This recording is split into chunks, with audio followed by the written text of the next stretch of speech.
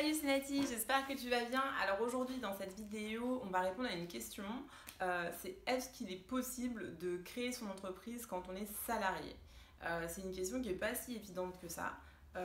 Il suffit de regarder un peu les chiffres et le nombre d'abandons de projets. Il y a beaucoup de gens qui sont en poste, qui ont un job et qui finalement abandonnent leur projet de création d'entreprise et qui passent jamais le cap.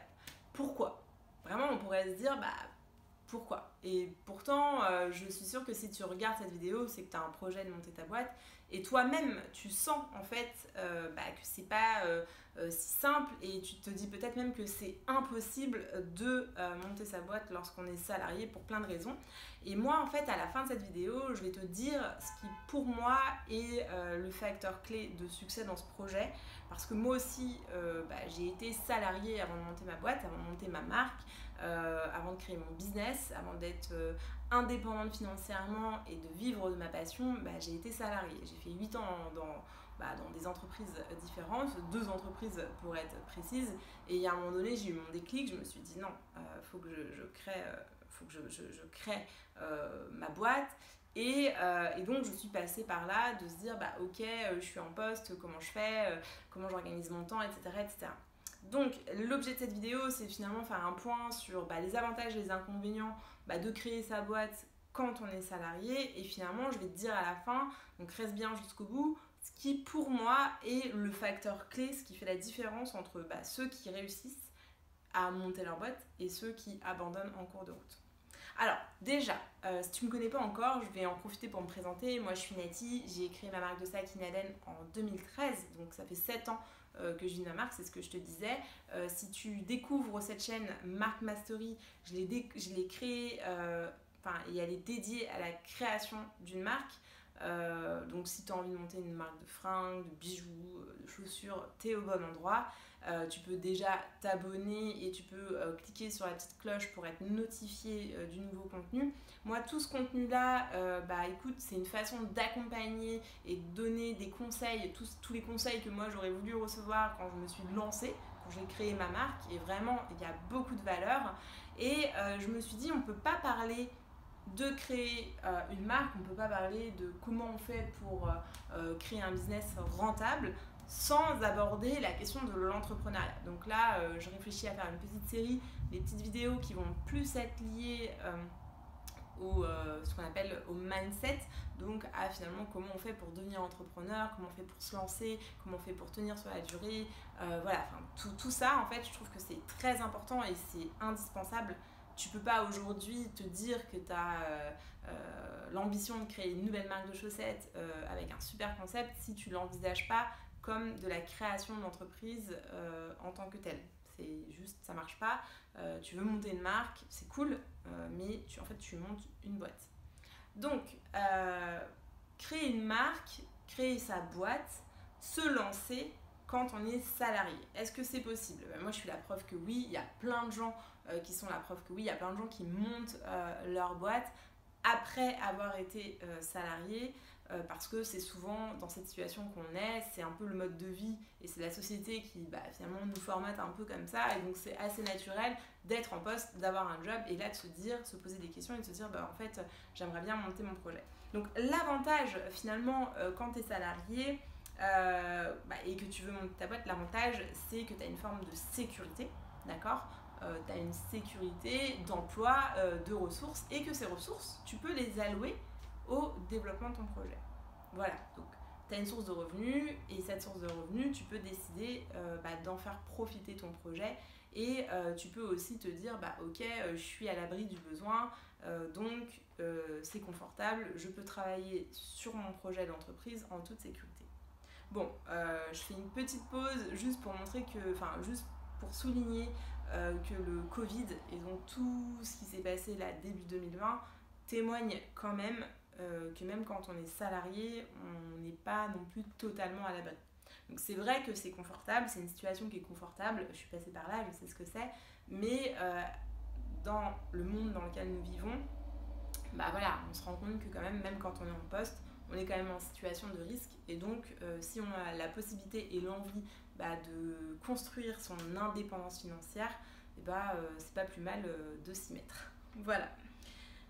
Le deuxième avantage, lorsqu'on est salarié, eh bien, c'est qu'on peut négocier son départ. Alors là, c'est plus quand on a un projet qui est bien abouti, c'est qu'on peut se dire, bah ok, on peut négocier avec son employeur, de se dire, bah ok, moi j'ai un projet, j'ai envie de partir, et finalement d'avoir des solutions de départ qui peuvent être arrangeantes, ce qui fait que bah, quand tu vas démarrer ton projet, eh bien, tu peux avoir des revenus, même si c'est pas fou, mais c'est toujours ça de prix, et ça peut te permettre de te lancer dans la création d'entreprise à temps plein en ayant un minimum de revenus. Du coup, moi, à part ces deux avantages, créer sa boîte en étant salarié, je vois beaucoup d'inconvénients et je sais exactement lesquels ils sont parce que je les ai vécus moi aussi au début de mon aventure. Alors, l'inconvénient déjà qu'on voit et qu'on comprend tout de suite, c'est la notion de temps. Tu bosses du lundi au vendredi, de 9h à 19h ou de 9h à 17h, bref. En gros, tu n'es pas libre de ton temps, ce qui fait que tu ne peux pas travailler comme tu le veux, comme tu le souhaites, comme il le faudrait pour développer ton projet, pour le mettre sur pied et pour créer ton entreprise rapidement.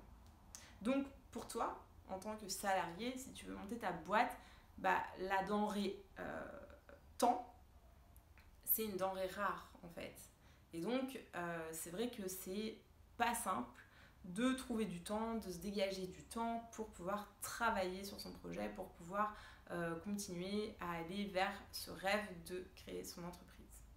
Le deuxième point, c'est que quand tu as bossé tous les jours de la semaine et que tu arrives en week-end, tu as forcément une baisse d'énergie. Et donc, tu es fatigué. Et donc, faut aller trouver cette énergie pour travailler sur ton projet, qui ne va pas forcément donner peut-être des résultats immédiatement. Et donc, finalement, la conséquence de cette énergie qui est moins disponible, parce que là encore, ta denrée énergie, ton niveau d'énergie, va être fortement impacté par ton activité de salarié. C'est le deuxième inconvénient. Et la conséquence, c'est le troisième inconvénient, c'est la motivation. Et c'est là où finalement, j'ai fait une vidéo aussi là-dessus, c'est mes 5 conseils pour créer sa boîte quand on est salarié. Comment on fait pour garder un bon niveau de motivation lorsqu'on n'a pas beaucoup de temps, donc du coup, ça avance pas hyper vite. Et que quand on a un peu de temps, on peut être fatigué et donc au final, on est démotivé et au final, on n'avance pas sur son projet. Moi, je t'en parle dans ma vidéo et je te dis que l'un des points essentiels, c'est de travailler son mindset, c'est de rester focus sur sa vision et de rester motivé par des actions très simples. Donc, je t'invite à regarder cette vidéo si tu ne l'as pas encore vue et j'espère que ces conseils te serviront. Le quatrième inconvénient que je vois et qui est assez important et finalement il est lié à l'avantage même d'être salarié, c'est que finalement comme tu es salarié et que tu as tous les mois un revenu fixe qui vient, donc c'est assez confortable, et bien c'est difficile de quitter sa zone de confort. Et ça veut dire qu'à un moment donné, avec ton entreprise, même quand tu vas commencer à avoir des résultats, si tu commences à avoir des résultats ou tu mets des actions en place, tu vas toujours avoir finalement ce choix à faire, qui est un choix difficile de quitter une zone de confort pour aller vers de l'insécurité. Et donc l'un des inconvénients, c'est finalement que de manière très inconsciente, le fait d'être salarié, le fait d'avoir un contrat, le fait d'avoir une sécurité d'emploi, peut t'empêcher d'aller vers l'entrepreneuriat, peut t'empêcher d'aller au bout de ton rêve parce que tu auras toujours cette peur de te lancer, de te dire mais qu'est-ce qui va se passer, etc. Parce que tous les mois, tu as un revenu qui arrive et que finalement c'est confortable. Donc comment on fait pour échapper à tout ça? Comment on fait pour échapper à tout ça? Moi je vais te dire, à mon sens et de mon expérience, ce qui fait la différence, c'est l'accompagnement et l'immersion dans l'entrepreneuriat. Moi, je t'invite à te faire accompagner très rapidement par des structures qui sont dédiées à l'entrepreneuriat. Même si tu es salarié, tu as le droit de te faire accompagner. Souvent, c'est même gratuitement. Et on va te challenger sur ton business plan. On va te poser des questions. On va te faire réfléchir à ton projet. Tu peux même passer des concours. Enfin, tu vois, tu peux avoir un certain nombre d'acteurs extérieurs qui vont valider ton projet. Et donc, qui vont te conforter dans l'avancement de ton projet et dans ton choix de créer une entreprise. Et je trouve que ça, c'est vraiment quelque chose d'important. Donc, ça passe par de l'accompagnement et ça passe aussi par du coaching. Moi, par exemple, c'est ce que je fais avec des personnes qui montent leur marque ou qui ont des marques mais qui n'ont pas les résultats escomptés. Et vraiment, il y a une différence. C'est-à-dire qu'à un moment donné, même si elles sont en poste, tu vois, même si elles ont un job aujourd'hui et qu'elles travaillent sur leur projet à côté, eh bien ensemble on se fixe des objectifs. Et même elles, enfin moi je les oblige à se fixer des objectifs et à dire bah ok, à partir de quel moment tu vas considérer que tu lâches ta zone de confort et que tu avances. Et il faut se poser ces questions, tu vois. C'est important à un moment donné de te les poser parce que sinon tu passeras jamais le cap. Et le fait d'être coaché là-dessus, d'avoir quelqu'un qui te challenge, qui te pose des questions, et ben ça peut t'aider à passer le cap, ça peut t'aider à passer un cran et aller vers ton rêve qui est retrouver ta liberté et de construire ton indépendance financière. Alors, est-ce qu'il est possible de créer son entreprise quand on est salarié? La réponse sans hésiter, c'est oui. Est-ce que c'est facile? La réponse sans hésiter, c'est non.